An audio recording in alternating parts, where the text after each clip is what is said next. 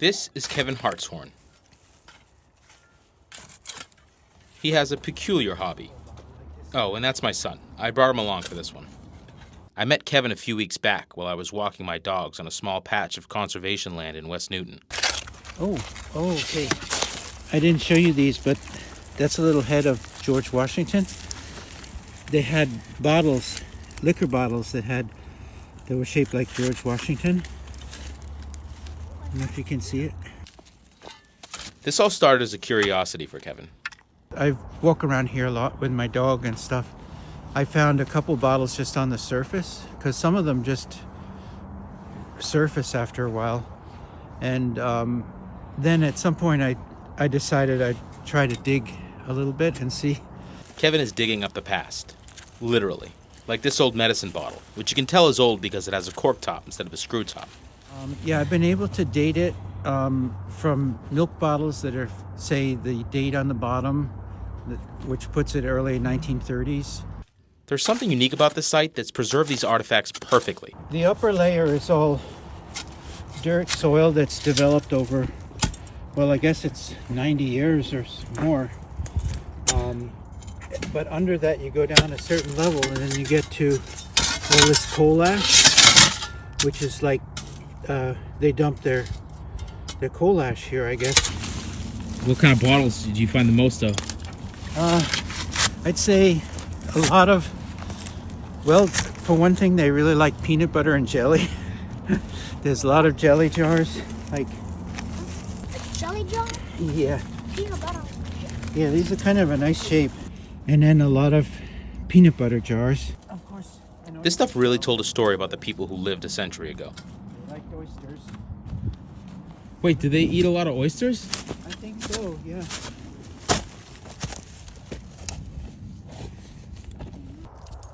After the dig, Kevin invited us back to his home to see his collection.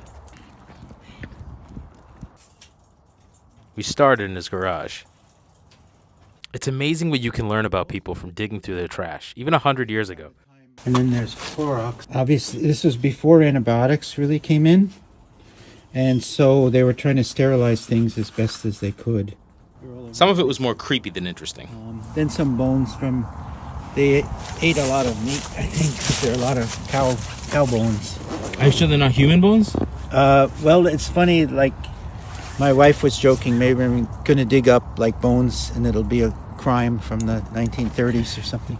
But I'm pretty sure they're cow bones, yeah. He invited us into his home to see some of his more prized pieces. Root beer extract. People used to make their own root beer. This one is poison, which I'm not sure what they were poisoning. I assume it was rats or something like that. But they had poison. And then there are a lot of little perfume kind of bottles. What about that doll? Show me again that doll. What was special? Yeah, so there were a whole bunch of these. These are like porcelain, and they say made in Japan on the back.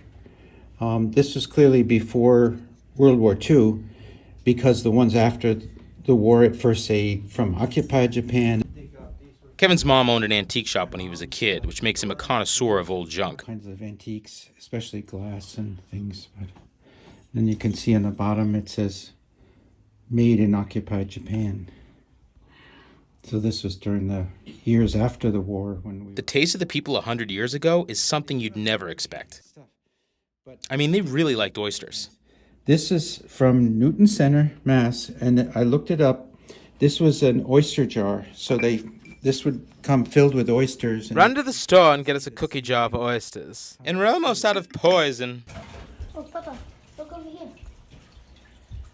Oh, my. This is his favorite piece from his mom's old store. But it's a giant music box. So, these, you turn the thing.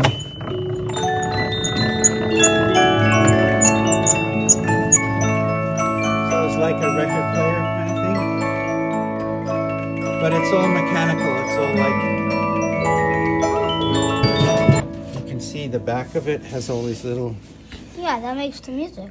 yeah, and it hits these notes here. It's pretty cool. And then this. Oh my God. Yeah, incredible. And of course, another room filled with bottles. Have to say, my wife has insisted I confine most of it to this, to my little room here, so it doesn't. If you pay attention to the details on these bottles, they tell a history lesson. Prohibition existed till early 1930s. So this was, I think, 4 roses or something. But you can see it has no inscription up here. And then the same bottle, after Prohibition was lifted, then they put this inscription on all the bottles. One man's trash is another man's treasure, I guess. For Kevin, this was a form of nostalgia. Digging up the past and recycling it for more than it's worth.